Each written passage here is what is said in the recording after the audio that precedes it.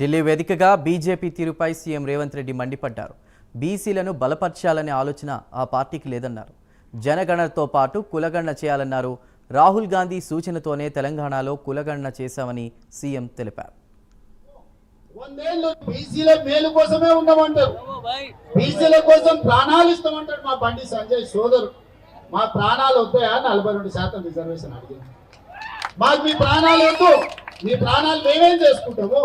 100 ఏళ్ళు నువ్వు మీ మోడీ సుభిక్షంగా ఉండండి, మాకు అభ్యంతరం లేదు.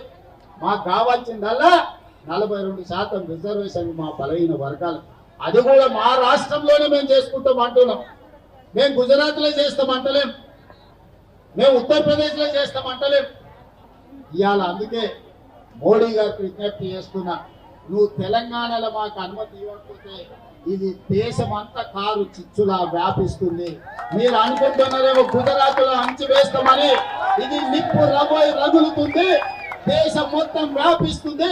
దేశం నలుమూలల జాగృతం చేస్తాం.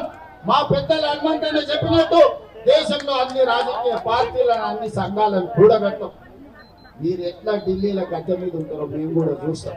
ఆయనలో ఉద్యోగాలు ఇవ్వని కుటుంబాన్ని తండ్రి కొడుకుల ఉద్యోగం ఊడగొట్టి ఇవాళ వేలాది ఉద్యోగాలు తెలంగాణలో ఇచ్చినాం. బలహీన వర్గాల రిజర్వేషన్లు మీరు ఇవ్వకపోతే మీరు మా డిమాండ్ కు దిగన్న రావాలి, లేకపోతే మీరు దిగన్న పోవాలి. మోడీ గారు మీకు తప్పదని నేను చెప్పదలుచుకున్నాను. ఎక్కువ కాలం బీసీ ముసుగులో మీరు ప్రభుత్వాన్ని ఏలలేరు, మీరు గద్దె మీద కూర్చోలేరు.